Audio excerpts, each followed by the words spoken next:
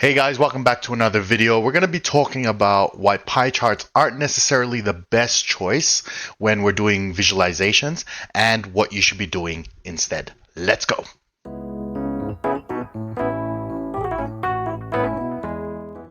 So I actually had to run out quickly and just kind of clean myself up of my beard because I watched the replay of the intro and I was like, clean yourself up, you look like a mess.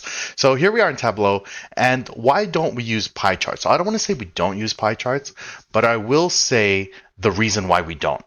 Okay, and it has caused problems in the past. So let me show you an example. So here we have central and south.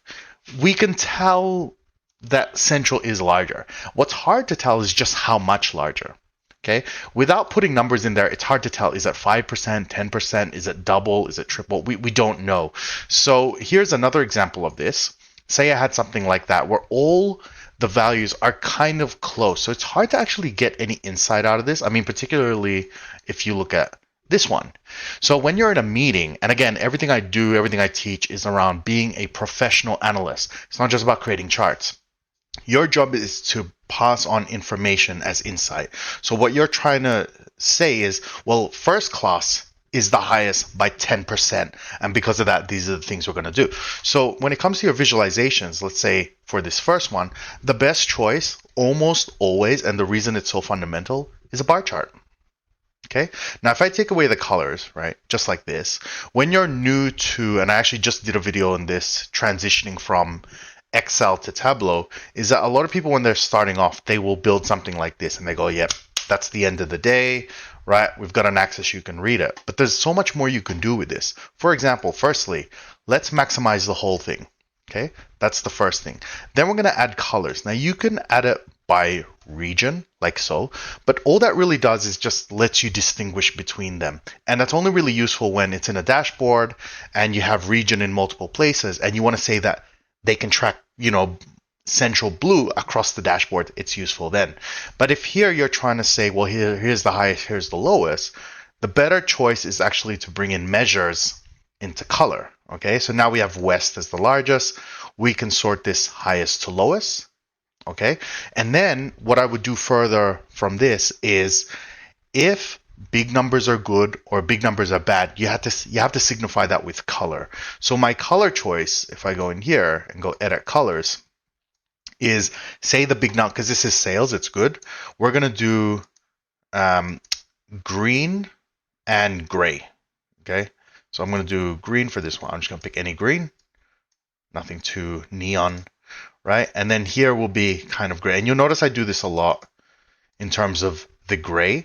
And the reason for that, for those that don't know in terms of best practices with color, is that the gray registers in your brain that the value is there, but it doesn't take kind of the spotlight, right? It doesn't, interfere. So here you can see when you come in, this is the focus, west and east. And you can adjust the middles if you want, but straight away you know that. The other thing people tend to do is, again, if west is the most important thing, say you add a label, right? All of them have labels. We're going to remove this extra set of decimal places, not necessary. Okay, so we're going to go format, and we're going to go, and it's a currency, make it 1,000, like so. A lot easier to read. Because the number is actually quite large, if you want to make it even easier, just go million and put one decimal place, 0.7. And the reason we do that is when you're in a meeting with directors or CEOs or really high ups, they don't need to know $726,511. They just need to know 0.7 of a million, right? And the reason is because you can easily say, well, 0.7 is just under double of this one. So it's really easy to put it in a tagline here at the top saying West region is selling at 200% of South, or twice as much as South. Really easy bit of insight, okay, just from this one visualization. That's the power. Once you have these numbers, you don't need the axis anymore. Okay, there you go. You don't need this label. Okay, and then you would just add a title here. So that's the power of doing this. Now, for the other one that we looked at, this is just atrocious. I see this all the time. Do not do it because it just uses up space for no reason. If I was to convert this like we did before into a bar chart, here's what it would look like. Okay, at its most basic level. Now we can do things further than much better than this in that right now it's just kind of a big chunk. I would actually put the year, okay, across the top, right? And what that does is it splits it up like this. And right now, though it's not obvious, you can bring the average sales into color, okay? Because now you can see highest to lowest. Again, you can change it to whatever color. Say the big numbers are bad in this case. I can do something like red, black, reversed. So all the reds now jump out at me. And the other reason we do it kind of in a grid form is it's very easy to say 2017, it's all there. Or you can say first class, it's all this way. It's just a little bit easier to digest. And the last point I want to make is these particular structure visualization, where it's kind of like a grid and regions, it's really good at the top of a dashboard. So if I build a dashboard like so, okay, I'll just make it a little bit bigger. Let's say that's my dashboard, right?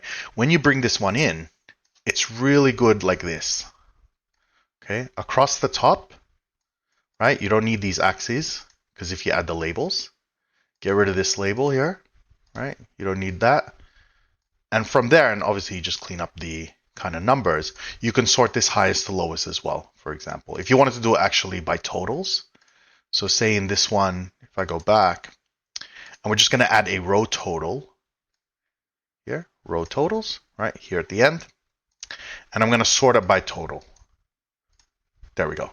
So now we have the same day one as the highest, and then you have a breakdown, and we can actually see this one and this one are the highest. And that's the kind of test you have when it comes to visualizations, where if you kind of look away, and I do this as a test, you look at it, and the things that jump out at you right away are the biggest things. So for me, this one jumped out, which is not good, because we're trying to point out that it's the red that's the problem.